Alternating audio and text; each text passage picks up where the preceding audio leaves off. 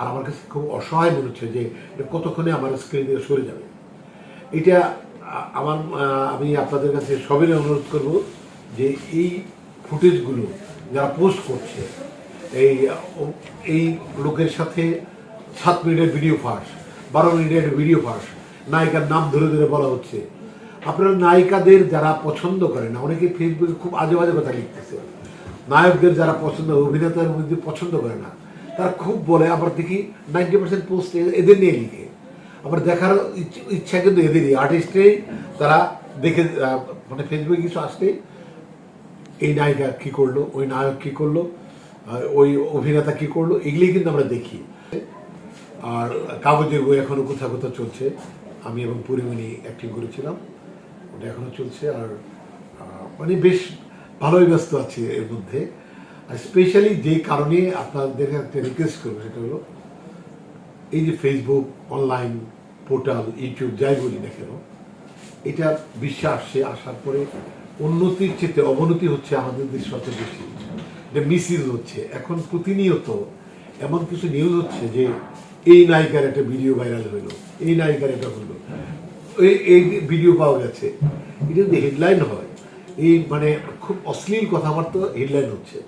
এখন এই সেটটা আপনি সাংবাদিক, আপনার হাতেও আছে, আপনার একটা ছোটো ভাইয়ের হাতে আছে, আপনার স্ত্রীর হাতে আছে, আপনার ছোটো বোনের হাতে আছে, এবং কারো কারো সন্তানের হাতে আছে। তাহলে এই হেডলাইন আমরাই তো অপ্রস্তুত হই। এরা যারা করে তাদের বিবেক কেন নড়ে না? তাদের বিবেক কেন বলে না যে এটা আমি করছি দেশকে ধ্বংস করছি, সমাজকে ধ্বংস করছি? এই সমস্ত সেক্সুয়াল কথাবার্তা উপেন দিয়ে দিচ্ছে, আবার ভিডিও দিয়ে দিচ্ছে কারো কারো, আবার কিছু কিছু কপি করে এনে এআই করে অশ্লীল ছবি টবি চালিয়ে দিচ্ছে। এটার সমাধানের দিকে যাওয়া উচিত।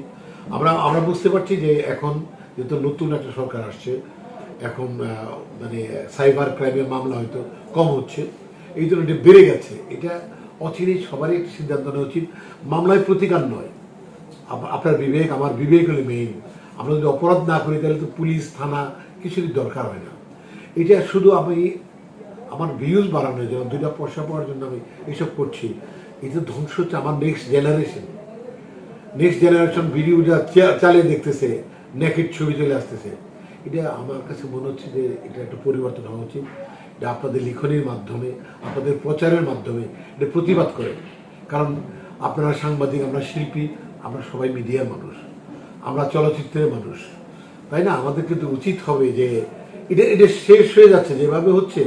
আর কয়দিন পরে তো এটা ছবি ছাড়া চলবেই না। ফেসবুক এই পর্যায়ে যাচ্ছে, আর কিউরিওসিটিও বেড়ে যাচ্ছে। এটা দেখা যাচ্ছে ক্লিক করতেছে, এটা দেখার জন্য চেষ্টা করতেছে। আর আমার কাছে খুব অসহায় মনে হচ্ছে যে এটা কতক্ষণে আমার স্ক্রিন থেকে সরে যাবে।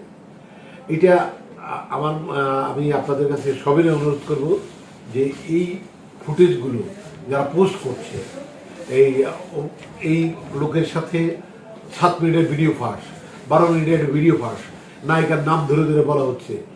আপনারা নায়িকাদের যারা পছন্দ করে না, অনেকে ফেসবুকে খুব আজে বাজে কথা লিখতেছে। নায়কদের যারা পছন্দ, অভিনেতার মধ্যে পছন্দ করে না, তারা খুব বলে। আবার দেখি 90% পোস্ট এদের নিয়ে লিখে। আবার দেখার ইচ্ছা কিন্তু এদেরই, আর্টিস্টেই। তারা দেখে মানে ফেসবুকে কিছু আসলে এই নায়িকা কী করলো, ওই নায়ক কী করলো, ওই অভিনেতা কী করলো, এগুলি কিন্তু আমরা দেখি। আমাদের যদি এত ভালো লাগে তাহলে আমাদের এত অশ্লীল কথাবার্তা লিখেন কেন? আমাদের কোর্টে যে মন্তব্যের ঘরে কোনো প্রমাণ ছাড়াই আপনারা এই সমস্ত অশালীন কথাবার্তা লিখেন। এটা কার্তির জন্য, একটু ভিডিওস মানে লাইক পাওয়ার জন্য। এটা আমার মনে হয় এটা বন্ধ হওয়া উচিত। ইদানিং দেখবেন লাস্ট 7 ডেজ কিছু কিছু অনলাইন পোর্টাল যারা দিচ্ছে, ক্লিক করেন 7 মিনিটের নেকেড ভিডিও আছে, এটা ওপেন দিয়ে দিচ্ছে। কোনো বাচ্চারা তো আসলে ক্লিক করবে, করার কথা। আমি আর আপনি হয়তো স্কেট করতেছি, কিন্তু অনেকের আছে যে এটা কিউরিওসিটি, দেখি এই নায়িকার নাকি ভিডিও বাড়াচ্ছে, দেখি কী বাড়াচ্ছে।